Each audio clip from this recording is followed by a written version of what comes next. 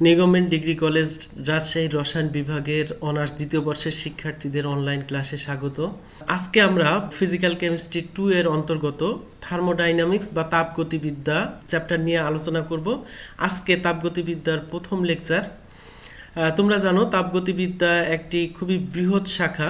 প্রথম বর্ষে তাপগতিবিদ্যার প্রথম সূত্র সহ অধিকাংশ অনেক কিছুই তোমরা জেনেছো। আজকে আমরা যে বিষয়গুলো নিয়ে আলোচনা করব সেগুলো হলো তাপগতিবিদ্যার কার্যক্ষেত্র বা পরিসর এবং সীমাবদ্ধতা, অর্থাৎ scope and limitation of thermodynamics যেটাকে বলে, সেটা নিয়ে আলোচনা করব। আর একটা স্বতঃস্ফূর্ত প্রক্রিয়া বৈশিষ্ট্য, অর্থাৎ স্পন্টেনিয়াস প্রসেস এবং ক্যারেক্টারিস্টিক অফ স্পন্টেনিয়াস প্রসেস নিয়ে আমরা আলোচনা করব। তারপরে তাপগতিবিদ্যার দ্বিতীয় সূত্র নিয়ে আলোচনা করব, সেকেন্ড ল অফ থার্মোডাইনামিক্স নিয়ে যাকে বলে। তারপরে কার্নোচক্র, যাকে কার্নো সাইকেল বলে, আমরা সেটা নিয়ে আলোচনা করব এবং কার্নোচক্রের নিট যে কাজ, সেই কাজের সমীকরণ আমরা উপপাদন করব। প্রথমে আসি, তাপগতিবিদ্যা বলতে কি বুঝি। আমি প্রথমে বলেছি যে তাপগতিবিদ্যা সম্পর্কে প্রথম বর্ষে অনেক কিছুই জেনেছো, তার কিছু বিষয় আমরা রিভিউ করব।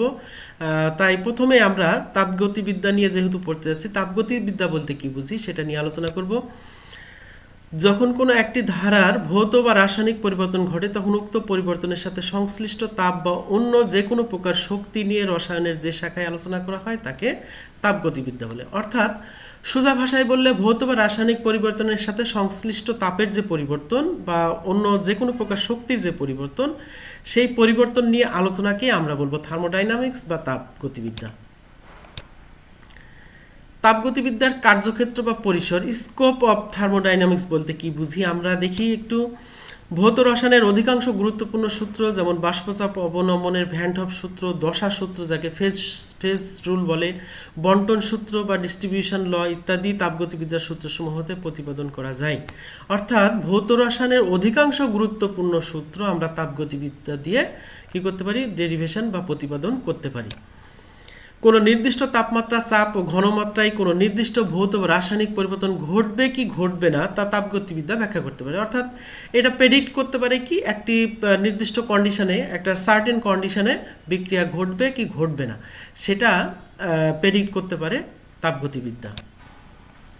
কোনো ভৌত বা রাসায়নিক পরিবর্তন সাম্য অবস্থায় উপনীত হওয়ার পূর্বে কতখানি সংঘটিত হতে পারে তার ধারণা পেতে তাপগতিবিদ্যা সাহায্য করে। অর্থাৎ কোনো একটা বিক্রিয়া ঘটবে এটা যেমন প্রেডিক্ট করতে পারে, এর সাথে বিক্রিয়াটি সাম্য অবস্থায় পৌঁছার আগে কতখানি সংঘটিত হবে সে সম্পর্কেও প্রেডিক্ট করতে পারে কি তাপগতিবিদ্যা। এগুলো হচ্ছে তাপগতিবিদ্যার কার্যক্ষেত্র বা পরিসর। তাপগতিবিদ্যার সীমাবদ্ধ আছে, লিমিটেশন অফ থার্মোডাইনামিক্স যেটাকে বলছি আমরা। তাপগতিবিদ্যা কেবলমাত্র বৃহৎ সিস্টেম বা ম্যাক্রো সিস্টেম, যেমন কঠিন, তরল বা গ্যাসীয় পদার্থের ক্ষেত্রে প্রযোজ্য, কিন্তু অতি ক্ষুদ্র সিস্টেম যাদেরকে আমরা মাইক্রো সিস্টেম বলি, যেমন পরমাণু বা অণুর ক্ষেত্রে প্রযোজ্য নয়। অর্থাৎ যদি সিস্টেম খুবই ছোট হয়, যেমন পরমাণু বা অণু, সেক্ষেত্রে তাপগতিবিদ্যা প্রযোজ্য নয়। কিন্তু বড়, যেমন বিশুদ্ধ কঠিন পদার্থ কিংবা তরল পদার্থ বা গ্যাসীয় পদার্থের মিশ্রণ ইত্যাদি, গ্যাসীয় পদার্থের মিশ্রণ ইত্যাদি নিয়ে আলোচনা করতে পারে। তাপগতিবিদ্যা পরমাণু অণুর অভ্যন্তরীণ গঠন বিবেচনায় নেয় না। কোনো রাসায়নিক বিক্রিয়ার যে প্রেডিক্ট করা, সেটা কতখানি ঘটবে সাম্য অবস্থায় যাওয়ার আগে, সেটা প্রেডিক্ট করা কিন্তু সেটা করতে পারে, কিন্তু পরমাণু বা অণুর অভ্যন্তরীণ গঠন এক্ষেত্রে কোনো বিবেচনায় আসে না। তাপগতিবিদ্যা ভৌত বা রাসায়নিক বিক্রিয়ার হার সম্পর্কে কোনো ধারণা দিতে পারে না। অর্থাৎ বিক্রিয়া খুব স্লো হবে না ফাস্ট হবে সে সম্পর্কে কোনো ধারণা তাপগতিবিদ্যা দিতে পারে না। তাপগতিবিদ্যা শুধুমাত্র কোনো সিস্টেমের প্রাথমিক ও শেষ অবস্থা বিবেচনায় নেয়, কোন পথে বা কোন পদ্ধতিতে সিস্টেমের পরিবর্তন হলো তা বিবেচনায় নেওয়া হয় না। অর্থাৎ কোনো একটি সিস্টেম এক অবস্থা থেকে আরেক অবস্থায় গেলে শুধুমাত্র ইনিশিয়াল স্টেট ও ফাইনাল স্টেট বিবেচ্য বিষয়, কোন পথ দিয়ে সেটা অগ্রসর হয়েছে, কোন মাধ্যম দিয়ে অগ্রসর হয়েছে, সেটা কোনো বিবেচ্য বিষয় নয়। ধারা, পরিবেশ ও বেষ্টনী, অর্থাৎ সিস্টেম সারাউন্ডিং এবং বাউন্ডারি বলতে আমরা কি বুঝি একটু দেখি। তাপগতিবিদ্যায় যেখানে পরীক্ষা করা হয় তাকে ধারা বা সিস্টেম বলে। অর্থাৎ যে জিনিসটার উপর আমরা পরীক্ষা করব সেটা হচ্ছে কি সিস্টেম। যে বদ্ধপৃষ্ঠ দ্বারা সিস্টেম আবদ্ধ থাকে, যার মধ্য দিয়ে শক্তি এবং ভর প্রবেশ করতে পারে বা বের হতে পারে, তাকে বেষ্টনী বা বাউন্ডারি বলবো। আর সিস্টেমের বাইরের সমস্ত কিছুকে পরিবেশ বা সারাউন্ডিং বলবো। আমরা একটু উদাহরণ দেই, এই যে এই যদি গ্রে গ্রে কালারের এই অংশটা যদি আমাদের সিস্টেম হয়, এখানে আমরা পরীক্ষা করব, তাই এটা আমার সিস্টেম। এই যা দ্বারা এটা কি আছে, বেষ্টনী করা আছে, সেটাকে বেষ্টনী বা বাউন্ডারি বলবো। আর বাউন্ডারির চারপাশে যা কিছু আছে সেটাকে আমরা পরিবেশ বা সারাউন্ডিং বলবো। এবার সমসত্ব অসমসত্ব সিস্টেম বলতে কি বুঝি? আমরা থার্মোডাইনামিকে অসংখ্য সিস্টেমের কথা জানবো, সেই সিস্টেমগুলো সম্পর্কে ভালো ধারণা না থাকলে কোনোভাবেই থার্মোডাইনামিক্স বোঝা যাবে না। তাই আজকের লেকচারটা মূলত বিভিন্ন প্রাথমিক বিষয়গুলো নিয়ে আলোচনার উপরে সীমাবদ্ধ থাকবে। কোনো ধারা বা সিস্টেমের সর্বত্র যদি একই রকম অর্থাৎ সমরূপ হয়, তবে ওই সিস্টেমকে সমসত্ব সিস্টেম বলে। যেমন বিশুদ্ধ কঠিন পদার্থ বা তরল পদার্থ বা গ্যাসের মিশ্রণ ইত্যাদি হলো সমসত্ব মিশ্রণ। অর্থাৎ কি, ওই সিস্টেমের সর্বত্র একই রকম সমরূপ ইউনিফর্ম, তাহলে তাকে সমসত্ব মিশ্রণ বলবো। আর যদি কোনো সিস্টেমে একই সাথে দুই বা ততোধিক দশা ফেজ বিদ্যমান থাকে, তবে তাকে অসমসত্ব সিস্টেম বলে। যেমন বরফের সংস্পর্শে পানি বা পানির সংস্পর্শে বাষ্প ইত্যাদি হচ্ছে অসমসত্ব মিশ্রণ। অর্থাৎ কমপক্ষে দুটি কিংবা তার অধিক কি থাকবে, দশা ফেজ বা দশা থাকবে। যেমন বরফ কঠিন পদার্থ, তার সংস্পর্শে যদি পানি থাকে তরল পদার্থ, তাহলে দুটি ফেজ। আবার পানি তরল আর বাষ্প হচ্ছে গ্যাস, এই দুটি পরস্পর এই দুই ফেজে আছে, সুতরাং এরা হচ্ছে কি অসমসত্ব। তাপগতীয় সিস্টেমের প্রকারভেদ। বেষ্টনীর প্রকৃতির উপর নির্ভর করে সিস্টেম তিন প্রকার হয়। কি, একটা উন্মুক্ত বা ওপেন সিস্টেম, আর একটা হচ্ছে রুদ্ধ সিস্টেম বা ক্লোজ সিস্টেম, আর একটা হচ্ছে অন্তরিত সিস্টেম বা আইসোলেটেড সিস্টেম। তাহলে কি, বেষ্টনী বা বাউন্ডারির প্রকৃতির উপর নির্ভর করে সিস্টেম তিন প্রকার হবে, একটা উন্মুক্ত সিস্টেম, রুদ্ধ সিস্টেম এবং অন্তরিত সিস্টেম। এগুলো নিয়ে আমরা একটু আলোচনা করব। প্রথমে আসি উন্মুক্ত সিস্টেম বা ওপেন সিস্টেম বলতে কি বুঝি? যে সিস্টেম তার পরিবেশের সাথে পদার্থ ও শক্তি উভয় বিনিময় করতে পারে তাকে উন্মুক্ত সিস্টেম বলে। অর্থাৎ কি, আমাদের পরিবেশের সাথে বিনিময়ের দুটি জিনিস, একটা হচ্ছে পদার্থ, একটা শক্তি, উভয়ই যদি বিনিময় করতে পারে তাহলে তাকে উন্মুক্ত সিস্টেম। তাহলে কি, যেমন একটি বিকারে রাখা গরম পানি উন্মুক্ত সিস্টেম উদাহরণ।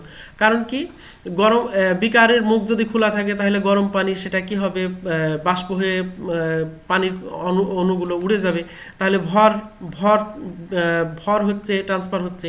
আবার যেহেতু এটা তাপ বিকিরণ করে, তাহলে তাপ বিকিরণ করার ফলে তাপ ক্রমশ হারিয়ে ফেলবে, তাহলে তাপও বিনিময় করতে পারছে। তাহলে আমরা কি, পদার্থ ও শক্তি উভয় বিনিময় করতে পারছে, এই ধরনেরকে আমরা উন্মুক্ত সিস্টেম বলবো।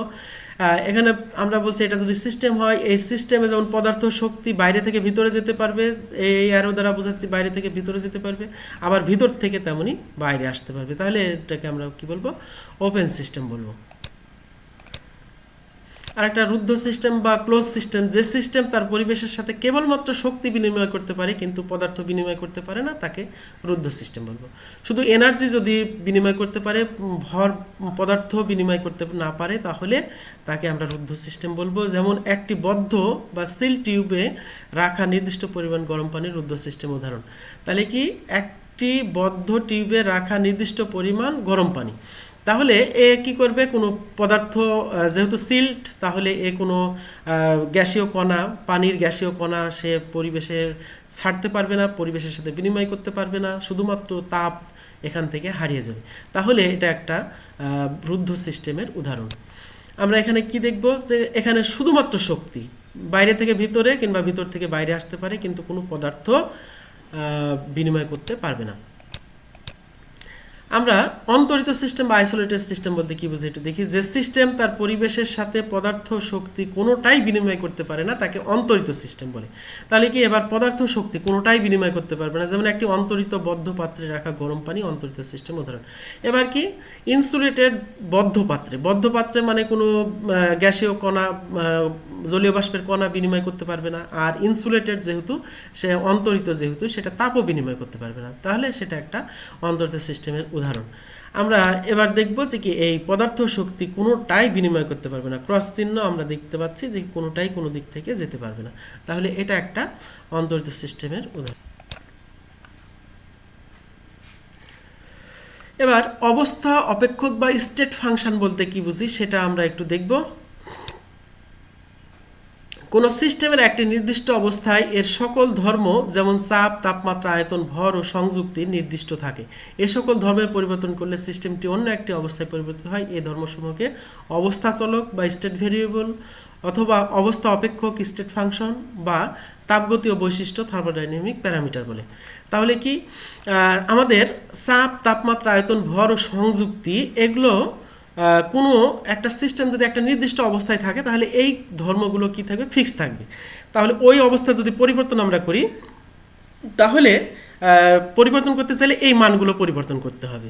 তাহলে এই মানগুলো পরিবর্তন করলে যেহেতু সিস্টেমের অবস্থার পরিবর্তন হয়, তাহলে এদেরকে বলবো আমরা যে অবস্থা চলক বা স্টেট ভেরিয়েবল, বা আমরা বলবো অবস্থা অপেক্ষক বা স্টেট ফাংশন, অথবা বলবো তাপগতীয় বৈশিষ্ট্য বা থার্মোডাইনামিক প্যারামিটারস।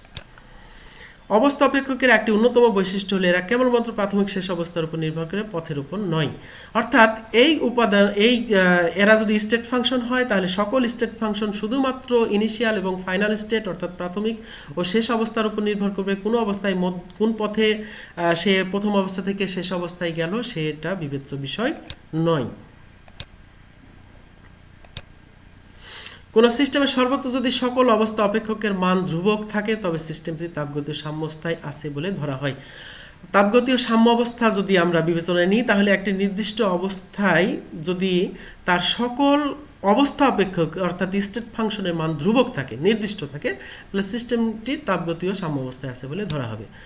অন্যদিকে কোনো সিস্টেমের সর্বত্র যদি সকল অবস্থা অপেক্ষকের মান ধ্রুবক না থাকে তবে সিস্টেমটি তাপগতীয় সাম্যাবস্থায় নাই বলে ধরা হয়। অর্থাৎ এটা থার্মোডাইনামিক ইকুইলিব্রিয়াম হবে যখন সকল অবস্থা অপেক্ষকের মান ধ্রুবক হবে, আর থার্মোডাইনামিক নন ইকুইলিব্রিয়াম স্টেট বলবো যখন সকল অবস্থা অপেক্ষকের মান ধ্রুবক নয়। আমরা এটা একটা দেখতে পাচ্ছি ফ্রিকশনলেস পিস্টন স্টেশনারি। এটা ফ্রিকশনলেস মানে সংঘর্ষহীন একটি পিস্টন, এটা স্টেশনারি মানে স্থির আছে। তাহলে এর মধ্যে যে গ্যাস আছে সেটা হচ্ছে কি ইকুইলিব্রিয়ামে আছে, কারণ এর তাপমাত্রা, চাপ সর্বত্রই সমান। এটা হচ্ছে সাম্য অবস্থায় বিদ্যমান। এবার যদি আমরা এখানে মুভিং পিস্টন, এই পিস্টনটা যদি এদিকে মুভ করছে, নড়াচড়া করছে, তাহলে এখান থেকে যদি আমরা চাপ দিই পিস্টনটা একটু সরে আসবে, তাহলে এই পিস্টনের সাথে এই পিস্টন সংলগ্ন গ্যাসীয় অণুগুলো কী হবে, সংঘর্ষ ঘটবে। তাহলে এই দিককার গ্যাসীয় অণুর তুলনায় এই এখানকার গ্যাসের কিন্তু তাপমাত্রা বেড়ে যাবে। তাহলে এটা একটা নন ইকুইলিব্রিয়াম বা অসাম্য অবস্থার একটি উদাহরণ। তাপগতীয় প্রক্রিয়া, যখন কোনো তাপগতীয় সিস্টেম এক অবস্থা হতে অন্য অবস্থায় পরিবর্তিত হয় এই পরিবর্তনকে বলা হয় তাপগতীয় প্রক্রিয়া। অর্থাৎ একটা নির্দিষ্ট অবস্থা থেকে অন্য অবস্থায় পরিবর্তন হয়, তাহলে এই পরিবর্তনকে কি বলবো, তাপগতীয় প্রক্রিয়া বা থার্মোডাইনামিক প্রসেস। তাপগতীয় প্রক্রিয়া বিভিন্ন প্রক্রিয়া হয়, যেমন সমতাপীয় প্রক্রিয়া, রুদ্ধতাপীয় প্রক্রিয়া, চাক্রিক প্রক্রিয়া, উভমুখী প্রক্রিয়া, স্বতঃস্ফূর্ত প্রক্রিয়া ইত্যাদি। এগুলো নিয়ে আমরা এখন আলোচনা করব। সমতাপীয় বা সমুষ্ণ প্রক্রিয়া, যাকে আইসোথার্মাল প্রসেস বলি, সেটাকে বলতে কি বুঝি দেখি, যে সকল প্রক্রিয়ায় তাপমাত্রা অপরিবর্তিত ফিক্স থাকে তাদেরকে সমতাপীয় বা সমুষ্ণ প্রক্রিয়া বলে। তাহলে কি সম মানে একই রকম, বা তাহলে সম উষ্ণ মানে একই রকম উষ্ণ, আইসো মানে এক, থার্মাল মানে তাপীয়, তাহলে একই রকম তাপ অর্থাৎ তাপমাত্রা কি হবে, ফিক্স থাকবে। তাহলে আমরা কি বলবো, এটা এই সমতাপীয় বা সমুষ্ণ প্রক্রিয়া। সিস্টেমকে থার্মোস্ট্যাটে রেখে অথবা ধ্রুবক তাপমাত্রার বাথে রেখে তাপমাত্রা স্থির রাখা হয়। অর্থাৎ কোনো সমুষ্ণ প্রক্রিয়া চালানোর জন্য কি করতে হবে, সিস্টেমটিকে অবশ্যই থার্মোস্ট্যাটে রাখতে হবে অথবা ধ্রুবক তাপমাত্রা বাথে রেখে দিতে হবে যেন তাপমাত্রা কোনো পরিবর্তন না হয়। এখন থার্মোস্ট্যাট বলতে কি বুঝি আমরা একটু দেখি। এটা একটা থার্মোস্ট্যাট। এই থার্মোস্ট্যাটের মধ্যে যদি আমরা কোনো সিস্টেমকে রাখি যেটা নিয়ে আমরা পরীক্ষা নিরীক্ষা করছি, তাহলে এটার তাপমাত্রার কোনো পরিবর্তন হবে না। এটা একটা থার্মোস্ট্যাট। তাহলে আমাদের সমতাপী প্রক্রিয়ার জন্য ডিটি ইকুয়াল টু 0, যেহেতু তাপমাত্রার কোনো পরিবর্তন হচ্ছে না, ডিটি মানে তাপমাত্রার পার্থক্য বোঝাচ্ছে, ডিফারেন্সিয়াল ডি হচ্ছে ডিফারেন্সিয়াল বোঝাতে, টি হচ্ছে তাপমাত্রা, পরম তাপমাত্রা, তাহলে ডিটি ইকুয়াল টু 0 অর্থাৎ তাপমাত্রার কোনো পরিবর্তন হবে না। রুদ্ধতাপীয় প্রক্রিয়া বলতে কি বুঝি আমরা দেখব, যে সকল প্রক্রিয়ায় সিস্টেম কোনো তাপ আদান প্রদান করে না, অর্থাৎ সিস্টেম হতে তাপ বাইরে বের হতে পারে না কিংবা বাইরে হতে সিস্টেমে প্রবেশ করতে পারে না, তাদেরকে রুদ্ধতাপীয় বা অ্যাডিয়াবেটিক প্রক্রিয়া বলে। তাহলে কি তাপ কোনোভাবেই সিস্টেম থেকে বাইরে যাবে না বা বাইরে থেকে ভিতরে সিস্টেমে প্রবেশ করবে না। থার্মোস বোতল কিংবা পালিশ করে সিস্টেমকে অন্তরিত রুদ্ধতাপীয় প্রক্রিয়া চালানো হয়। তাহলে কি থার্মোস বোতল কী রকম জিনিস আমরা দেখি, এটা একটা থার্মোস বোতল। এই বোতলের মধ্যে সিস্টেমকে রেখে এমনভাবে রাখতে হবে যেন বাইরে থেকে তাপ ভিতরে না প্রবেশ করে কিংবা ভিতর থেকে তাপ বাইরে না আসতে পারে। এর মধ্যে যদি আমরা কোনো সিস্টেম রাখি তাহলে এই শর্তটা মেনে চলবে। তাহলে আমাদের এই থার্মোস বোতল কিংবা যে সিস্টেমের উপর কাজ করছি তার বাউন্ডারির ওপর এমনভাবে পালিশ করা রং কিংবা অন্য কিছু দিয়ে যেটা কি হয় ইনসুলেটেড হয়ে যায়, অন্তরিত হয়ে যায়, তাহলে সেটা রুদ্ধতাপীয় প্রক্রিয়া হিসেবে কাজ করবে। রুদ্ধতাপীয় প্রক্রিয়ায় ডিকিউ ইকুয়াল টু 0, অর্থাৎ যেহেতু তাপের কোনো পরিবর্তন হচ্ছে না তাহলে কি হবে ডিকিউ ইকুয়াল টু 0।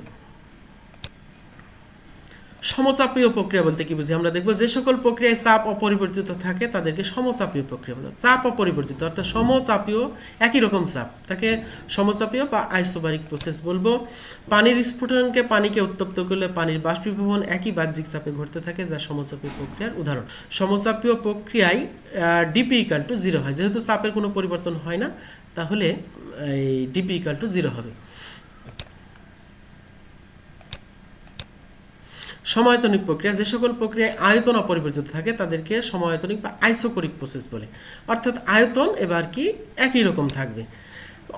অপসারণশীল চেম্বারে কোনো পদার্থকে উত্তপ্ত করলে এর আয়তনের পরিবর্তন হয় না যা সমায়তনিক প্রক্রিয়া, অর্থাৎ এমন একটা চেম্বারে কোনো পদার্থকে উত্তপ্ত করছি যেটা কোনোভাবেই প্রসারণশীল নয়, প্রসারিত হবে না, তাহলে এর আয়তনের কোনো পরিবর্তন হবে না, তাহলে সেটা সমায়তনিক প্রক্রিয়া বলবো। সমায়তনিক প্রক্রিয়ার জন্য ডিভি ইকুয়াল টু 0, কারণ কি কোনো পরিবর্তন হয় না। এবার চাক্রিক প্রক্রিয়া নিয়ে আলোচনা করব। যখন কোনো সিস্টেম একটি নির্দিষ্ট অবস্থা হতে একাধিক প্রক্রিয়ার মাধ্যমে ভিন্ন ভিন্ন অবস্থায় যায় এবং সবশেষে পুনরায় ওই প্রাথমিক অবস্থায় ফিরে আসে তখন এই পুরো প্রক্রিয়াকে চাক্রিক বা সাইক্লিক প্রক্রিয়া বলে। তাহলে কি যে একটি নির্দিষ্ট অবস্থা হতে একাধিক প্রক্রিয়ার মাধ্যমে মানে ইন্টারমিডিয়েট অনেকগুলো অবস্থা থাকবে, সেই প্রক্রিয়ার মাধ্যমে কি হবে অগ্রসর হবে এবং সবশেষে প্রাথমিক অবস্থায় ফিরে আসবে, তাহলে তাকে আমরা কি বলবো চাক্রিক প্রক্রিয়া বলবো। চাক্রিক প্রক্রিয়ায় ডি ইকুয়াল অর্থাৎ ইউ সমান ইন্টারনাল এনার্জি, ইউকে আমরা ইন্টারনাল বা অভ্যন্তরীণ শক্তিকে আমরা ই দ্বারা প্রকাশ করি, কোনো কোনো বই ই দ্বারা বড় হাতের ক্যাপিটাল ই দ্বারা প্রকাশ করা হয়েছে, তোমরা ডি ই লিখতে পারো অথবা ডি ইউ যে কোনোটাই লিখতে পারো, কোনো সমস্যা নাই। তাহলে আমরা অভ্যন্তরীণ শক্তির পরিবর্তন সমান 0 এবং এনথালপির পরিবর্তন ডিএইচ সমান 0 হবে। কোন প্রক্রিয়ার জন্য? চাক্রিক প্রক্রিয়ার জন্য। উভমুখী প্রক্রিয়া বলতে কি বুঝি? যখন কোনো প্রক্রিয়া অত্যধিক ধীরে ধীরে সংঘটিত হয় যেন এর যে কোনো বিন্দু হতে খুবই সামান্য অবস্থার পরিবর্তনের মাধ্যমে প্রক্রিয়াটিকে পুনরায় প্রাথমিক অবস্থায় নিয়ে যাওয়া যায় তখন তাকে উভমুখী বা পরবর্তী বা রিভার্সিবল প্রক্রিয়া বলে। তাহলে কি হবে? খুব ধীরে ধীরে সংঘটিত হবে কোনো একটি প্রক্রিয়া এবং যে কোনো বিন্দু হতে সামান্য অবস্থার পরিবর্তন করলে পুনরায় প্রাথমিক অবস্থায় নিয়ে যাবে, তাকে উভমুখী প্রক্রিয়া বলবো। এই প্রক্রিয়ায় প্রাথমিক শেষ অবস্থার মাঝে অসংখ্য মধ্যবর্তী অবস্থা ইন্টারমিডিয়েট স্টেট থাকে যারা পরস্পরের সাথে সাম্য অবস্থায় বিদ্যমান থাকবে। একমুখী প্রক্রিয়া বা ইরিভার্সিবল প্রসেস বলতে কি বোঝায়? যখন কোনো প্রক্রিয়া প্রাথমিক অবস্থাতে শেষ অবস্থায় একটি মাত্র ধাপে অগ্রসর হয়, একাধিক ধাপ থাকবে না, শুধুমাত্র একটি ধাপ থাকবে এবং বাহ্যিক সাহায্য ছাড়া কোনোভাবেই প্রক্রিয়াটিকে আগের অবস্থায় নিয়ে যাওয়া যায় না, স্বতঃস্ফূর্তভাবে আর আগের অবস্থায় যাবে না, বাহ্যিক সাহায্য ছাড়া কোনোভাবেই প্রক্রিয়াটিকে আগের অবস্থায় নিয়ে যাবে না, তখন তাকে একমুখী বা অপরিবর্ত বা ইরিভার্সিবল প্রক্রিয়া বলে। এবার স্বতঃস্ফূর্ত প্রক্রিয়া বলতে কি বুঝি আমরা দেখি। যখন কোনো প্রক্রিয়া বাহ্যিক সাহায্য ছাড়াই তার নিজের ইচ্ছায় অগ্রসর হয় তখন তাকে স্বতঃস্ফূর্ত প্রক্রিয়া বা স্পন্টেনিয়াস প্রসেস বলে। উচ্চ চাপ হতে নিম্ন চাপের দিকে গ্যাসের প্রবাহ, পাহাড় হতে বল গড়িয়ে পড়া, গরম বস্তু হতে শীতল বস্তুর দিকে তাপের প্রবাহ ইত্যাদি হলো স্বতঃস্ফূর্ত প্রক্রিয়ার উদাহরণ। আমরা জানি যে গ্যাসকে যদি আমরা উচ্চ চাপে সংকুচিত করি দিয়ে এবং তারপরে তার সিপি খুলে দিই তাহলে বাইরে যেহেতু নিম্নচাপ স্বতঃস্ফূর্তভাবেই গ্যাসগুলো কন্টেনার থেকে বেরিয়ে আসবে। তেমনইভাবে পাহাড়ের উপরে একটি বল নিয়ে সেখান থেকে যদি আমরা ছেড়ে দিই বলটি নিজের গতিতেই মাধ্যাকর্ষণ শক্তির কারণে সে নিচে পড়বে। তেমনই আমরা জানি গরম বস্তু হতে তাপ সর্বদাই শীতল বস্তুর দিকে প্রবাহিত হয়। এগুলো হচ্ছে স্বতঃস্ফূর্ত প্রক্রিয়ার উদাহরণ। স্বতঃস্ফূর্ত প্রক্রিয়ার বৈশিষ্ট্য আমরা একটু দেখব। স্বতঃস্ফূর্ত প্রক্রিয়া একমুখী, ইউনিডাইরেকশনাল, অর্থাৎ দ্বিমুখী হবে না, এটা হচ্ছে একমুখী হবে। স্বতঃস্ফূর্ত প্রক্রিয়া ঘটার জন্য সময় বিবেচনায় খুব দ্রুত বা খুব ধীরে ধীরে ঘটতে পারে, অর্থাৎ এখানে টাইম বিবেচনায় খুব ফাস্ট কিংবা খুব স্লো হতে পারে।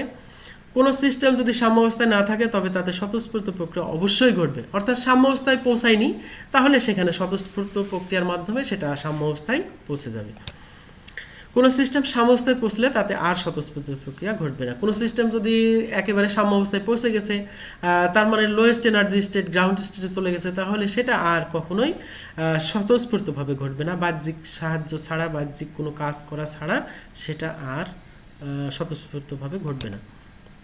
স্বতঃস্ফূর্ত প্রক্রিয়া ঘটলে অবশ্যই অভ্যন্তরীণ শক্তি বা এনথালপির হ্রাস ঘটবে। সকল স্বতঃস্ফূর্ত প্রক্রিয়ার মাধ্যমে কী হবে? অভ্যন্তরীণ শক্তির হ্রাস কিংবা এনথালপির হ্রাস ঘটবে।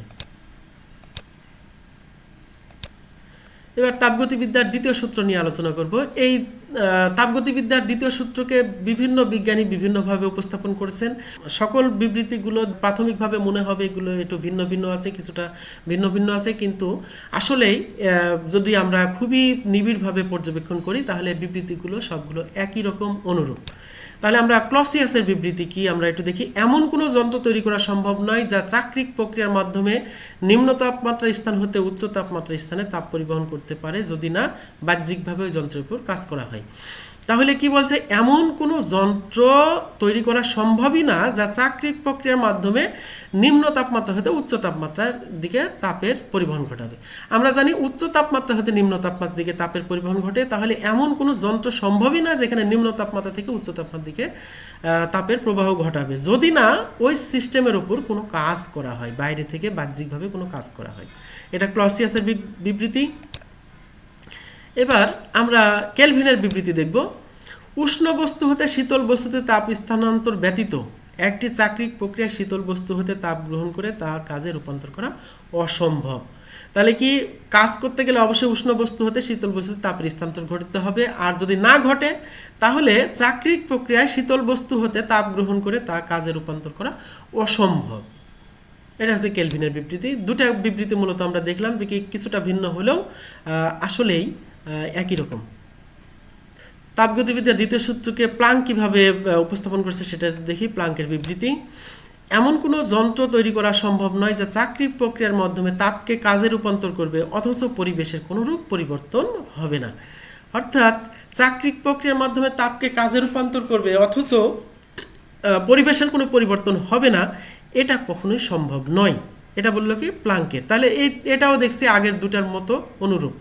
যদি নিবিড়ভাবে আমরা দেখি তাহলে একেবারে অনুরূপ। এবার আমরা থমসনের বিবৃতি দেখব। কোনো বস্তুকে তার পরিবেশের চেয়ে কম তাপমাত্রায় শীতল করে প্রাপ্ত তাপকে ধারাবাহিকভাবে কাজে রূপান্তর করা অসম্ভব। আমরা জানি উচ্চ তাপমাত্রা অঞ্চল হতে নিম্ন তাপমাত্রা অঞ্চলের দিকে তাপ প্রবাহিত হয়। তাহলে আমি যদি কোনো বস্তুকে শীতল করি, এমন শীতল যে তার পরিবেশের চাইতে একটু বেশি উত্তপ্ত, তাহলে সেই তাপকে, সেই গৃহীত তাপকে আমি যদি কাজে রূপান্তর করতে চাই সম্ভব নয়, কারণ সেই বস্তু থেকে পরিবেশের দিকে তাপ প্রবাহিত হবে। এবার আমরা তাপ ইঞ্জিন বলতে কি বুঝি এটা আলোচনা করব। যে যন্ত্র উচ্চ তাপমাত্রার উৎস হতে নিম্ন তাপমাত্রার সিঙ্কে ধারাবাহিকভাবে তাপের প্রবাহকে কাজে রূপান্তর করতে পারে তাকে তাপ ইঞ্জিন বলবে। তাহলে তাপ ইঞ্জিন কি? উৎস যেটা উচ্চ তাপমাত্রা সেখান থেকে কি হবে? নিম্ন তাপমাত্রার সিঙ্কে ধারাবাহিকভাবে তাপের প্রবাহ ঘটাবে এবং কি করবে? এই প্রবাহিত তাপকে কাজে রূপান্তর করবে। তাহলে আমরা সেটাকে তাপ ইঞ্জিন বলবো। এবার তাপ ইঞ্জিন সম্পর্কে তো আমরা জানলাম। এবার আমরা দেখব কার্নোচক্র বলতে কি বুঝি। 1824 সালে কার্নো একটি ইঞ্জিন কল্পনা করেন। এটা কাল্পনিক ছিল, তার কল্পনা করেন যেটি T1 ও T2 তাপমাত্রার ব্যবধানে অনেকগুলো ধারাবাহিক অপারেশন করতে পারে এবং সবশেষে প্রাথমিক অবস্থায় ফিরে আসতে পারে। অর্থাৎ এটা একটি চাক্রিক প্রক্রিয়া। তিনি দুটি তাপমাত্রা ধরেন, একটা T1 আর একটা হচ্ছে কি T2। সম্পূর্ণ অভূমিকা অবস্থায় চাক্রিক প্রক্রিয়াটি কার্নোচক্র নামে পরিচিত। তিনি যে ওই অনেকগুলো ধাপ সম্বলিত একটি চক্র কল্পনা করেন যেখানে উচ্চ তাপমাত্রা এবং নিম্ন দুটি, যেখানে তাপমাত্রা দুটি হচ্ছে T1 ও T2, সেটাকে কার্নোচক্র নামে অভিহিত করব। 4টি অপারেশনের মাধ্যমে কার্নোচক্র গঠিত। সেটা কি? সমতাপীয় অভিমুখী সম্প্রসারণ, যেটা আইসোথার্মাল রিভার্সিবল এক্সপেনশন আমরা যেটা বলি, রুদ্ধতাপীয় উভমুখী সম্প্রসারণ বা অ্যাডিয়াবেটিক রিভার্সিবল এক্সপেনশন, এগুলা সম্পর্কে প্রথম বর্ষে আমরা তাপগতিবিদ্যায় জেনেছি। এরপরে সমতাপীয় বহুমুখী সংকোচন অর্থাৎ আইসোথার্মাল রিভার্সিবল কম্প্রেশন। এরপরে রুদ্ধতাপীয় বহুমুখী সংকোচন বা অ্যাডিয়াবেটিক রিভার্সিবল কম্প্রেশন। এই 4টি ধাপের সমন্বয়ে কার্নোচক্র গঠিত। এখন এই চক্রটি কি আমরা একটু দেখি। এই ছবিটা আমরা বারবার এই 4টি ধাপ ব্যাখ্যার সময় এই ছবিটা আমরা বারবার দেখব। এখানে বলছে 4টি পয়েন্ট এ বি সি এবং ডি। এখানে এ থেকে বিতে যাবে, বি থেকে সিতে যাবে, সি থেকে ডিতে যাবে এবং সবশেষে আবার এতে ফিরে আসবে। অর্থাৎ এটা একটা চাক্রিক প্রক্রিয়া, 4টি ধাপ আছে।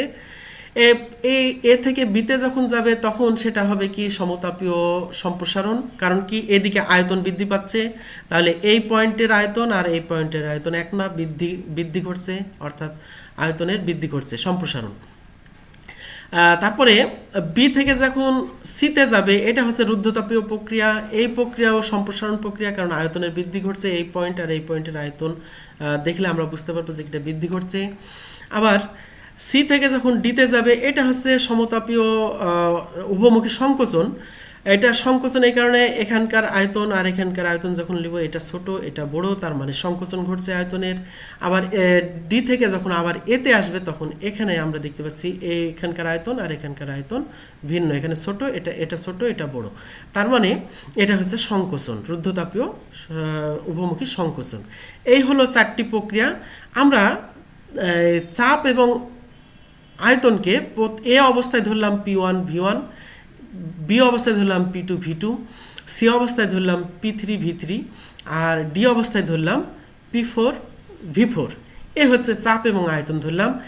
এই সমতাপীয় যেহেতু এই অঞ্চলে তাপমাত্রা হচ্ছে T2 ধরলাম, আর এখানে এই সমতাপীয় অঞ্চলে আমরা এটা তাপমাত্রা ধরলাম T1। তাহলে এখানে তাপ ধরলাম Q2, এখানে তাপ ধরলাম Q1। T2 এর এগেনস্টে তাপ হচ্ছে কি Q2 আর T1 এর এগেনস্টে Q1। তাহলে আর এখান থেকে এখানে যে কাজ সেটা W1 ধরবো, এখান থেকে এটা W2, এখান থেকে এটা W3 এবং এখান থেকে এটা W4। এই 4টা কাজের আমরা হিসাব করব এখন।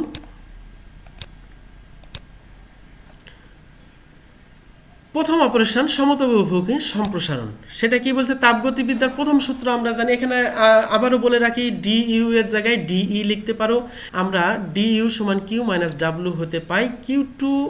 তাহলে কিউ এর পরিবর্তে আমরা কি লিখবো Q2, এবং প্রথম ধাপে কাজ হচ্ছে W1, তাহলে আমরা কি লিখবো W1 আর ডিউ সমান 0। তাহলে এই সমীকরণে যদি এখানে 0 বসাই দিই আর এটা যদি Q2 বসাই দিই আর এটা যদি W1 বসাই, তাহলে Q2 কে এই পাশে যদি নিয়ে আসি তাহলে আমরা কি করতে হবে Q2 ইকুয়াল টু W1। তাহলে এই সমীকরণ থেকে আমরা এটা পাই কখন? যখন ডিউ সমান 0 হবে আর কিউ সমান Q2, W সমান W1। তাহলে এখান থেকে আমরা এটা পাই। সমতাপীয় উভমুখী সম্প্রসারণের জন্য কাজের পরিমাণ আমরা জানি। এটা ফার্স্ট ইয়ারে আমরা জানি যে কি সমতাপীয় উভমুখী সম্প্রসারণের জন্য কাজের রাশিমালা হচ্ছে W1 সমান RT ln V2 divided by V1। এখন এখানে T হচ্ছে কি T2। সমতাপীয় অঞ্চলে আমরা কি বলেছি? সমতাপীয় অঞ্চলে তাপমাত্রা, এখানে তাপমাত্রা ধরেছি কি T2। তাহলে T এর পরিবর্তে আমরা কি লিখব T2। তাহলে RT2 ln, এখানে তাপমাত্রা, এখানে আয়তন V2, ফাইনাল অবস্থায় তাপমাত্রা আয়তন V2 এবং প্রাথমিক অবস্থায় আয়তন হচ্ছে V1, তাহলে V2 বাই V1। তাহলে এটাই সমান যেহেতু Q2 সমান W1 সমান RT2 ln V2 divided by V1। এটা সমতাপীয় উভমুখী সম্প্রসারণের জন্য কাজ। এটা আমাদের ডেরিভেশন করার প্রয়োজন নাই, কারণ এটা প্রথম বর্ষে আমরা ফার্স্ট ইয়ারে থার্মোডাইনামিকে এটা আমরা ডেরিভেশন করে জেনেছি। এবার দ্বিতীয় অপারেশন রুদ্ধতাপীয় উভমুখী সম্প্রসারণ। এবার প্রক্রিয়াটা কি রুদ্ধতাপীয়? আমরা রুদ্ধতাপীয় প্রক্রিয়ার জন্য কিউ ইকুয়াল টু 0 জানি। তাহলে তাপগতিবিদ্যার প্রথম সূত্র ডিইউ সমান কিউ মাইনাস ডাব্লিউ হতে পাই। কিউ সমান যদি 0 বসাই দিই তাহলে ডিইউ সমান মাইনাস W2। যেহেতু দ্বিতীয় ক্ষেত্রে কাজ আমরা বলেছি কি, দ্বিতীয় ক্ষেত্রে কাজের রাশিমালার কাজ হচ্ছে কি W, তাহলে ডিইউ সমান মাইনাস W2 বা W2 equal to minus DU. এখন রুদ্ধতাপীয় উভমুখী সম্প্রসারণের জন্য কাজের পরিমাণ আমরা জানি যে কি, এখানে আবারও আসি যে ফাইনাল টেম্পারেচার মাইনাস ডিউ সমান আমরা জানি সিভি T2 মাইনাস T1 যদি T2 শেষ তাপমাত্রা হয়। কিন্তু এই অবস্থা থেকে যখন এই অবস্থায় যে শেষ তাপমাত্রা হচ্ছে T1 আর প্রাথমিক তাপমাত্রাই হচ্ছে T2, তাহলে আমরা T1 মাইনাস T2 লিখব। কিন্তু যেহেতু আমরা T2 মাইনাস T1 লিখছি, তাহলে এখানে কি হবে, একটা মাইনাস চলে আসবে। আমরা এখানে বারবার বলে রাখছি কোনো বইয়ে যদি এখানে T1 দিয়ে আছে, এখানে T2 দিয়ে আছে, তাহলে কিন্তু সমীকরণ কি হবে, প্রথম অবস্থায় এখানে মাইনাস থাকবে না, CV T2 মাইনাস T1। আবার যখন আমি এখানে T2 ধরেছি, এখানে T1 ধরেছি, তাহলে minus CV T2 minus T1, এটা আমরা লিখব। তাহলে ফাইনাল সমীকরণ সব কিছু একই হবে, কিন্তু কোনো বইয়ে যদি এটা T1 ধরে, এটা T2 ধরে, তাহলে মধ্যবর্তী যে ব্যাখ্যাগুলো সেগুলো ভিন্ন ভিন্ন হবে, কিন্তু ফাইনাল সমীকরণ গিয়ে আবার একই রকম হবে। তাহলে বি কেয়ারফুল যে আমি কি ধরছি এবং আমার বর্ণনা তার সাথে মিলছে কিনা। তাহলে এখানে W2 সমান মাইনাস ডিউ, যেহেতু আমরা এখান থেকে জানি W2 সমান মাইনাস ডিউ, তাহলে আমরা লিখতে পারি W2 সমান CV T2 মাইনাস T1। এই মাইনাস কেটে গেছে, তাহলে CV T2 into W2 equal to CV into T2 minus T1, এটা আমরা লিখতে পারি।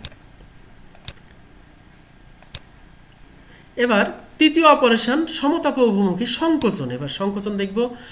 সমতাপী প্রক্রিয়ার জন্য আমরা প্রথমেই জানি যে প্রথম ধাপেই জানি যে কি ডিউ সমান 0 হবে, তাহলে তাপগতির প্রথম সূত্র d U equal to Q minus W হতে পাই। এবার কি হবে, আমার মাইনাস Q1 সমান মাইনাস W3, কারণ কি এবার এই ক্ষেত্রে তৃতীয় ধাপে আমার তাপ হচ্ছে কি Q1 ধরেছি, আর কাজ হচ্ছে কি W3 ধরেছি। তাহলে এখান থেকে আমরা এটা শূন্য বসাই দিলাম, তাহলে আর কিউ এর পরিবর্তে Q1 আর W এর পরিবর্তে W3 যদি লিখি, তাহলে আমরা পাই minus Q1 equal to minus W3।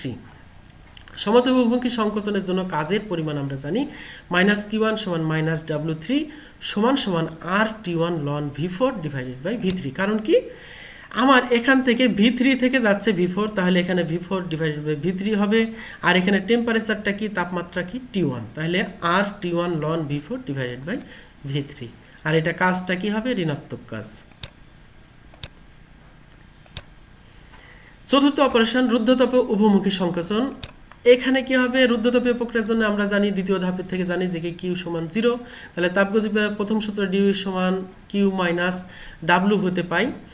এবার পাই কি কিউ সমান 0 বসাই দিব, তাহলে ডিউ সমান মাইনাস W4, কারণ কি চতুর্থ ধাপে কাজ হচ্ছে W4 বা মাইনাস W4 সমান ডিউ, এটা আমরা পাই। তাহলে রুদ্ধতাপে অভিমুখী সংকোচনের জন্য কাজের পরিমাণ আমরা জানি যে মাইনাস W সমান, এবার আমার কি তাপমাত্রা, এটা হচ্ছে মাইনাস কাজ, তাহলে মাইনাস আসলো CV, এটা হচ্ছে শেষ তাপমাত্রা, এটা প্রাথমিক তাপমাত্রা, তাহলে T2 মাইনাস T1। আর এই মাইনাস হচ্ছে কাজ যেহেতু মাইনাস, তাই আমার মাইনাস আসলো। এবার এই যে এখান থেকে আমরা দেখছি যে এই অবস্থা থেকে এখানে যাচ্ছে, তাহলে T2 তে টেম্পারেচার যাচ্ছে, আর যাচ্ছে কোথা থেকে, T1 থেকে, তাহলে CV minus CV into T2 minus T1। এই হলো আমাদের চতুর্থ ধাপ। এখন সবগুলো ধাপ যোগ করে আমরা নিট কাজ পাবো।